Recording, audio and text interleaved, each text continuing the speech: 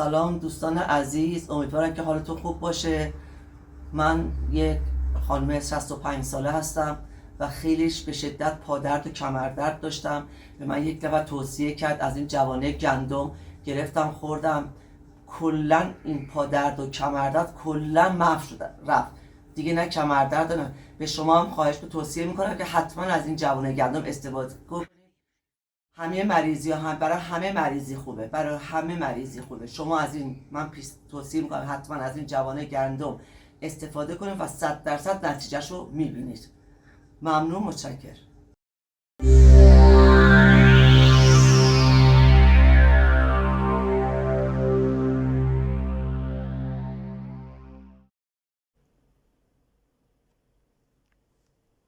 سلام، اژدری هستم از شیراز.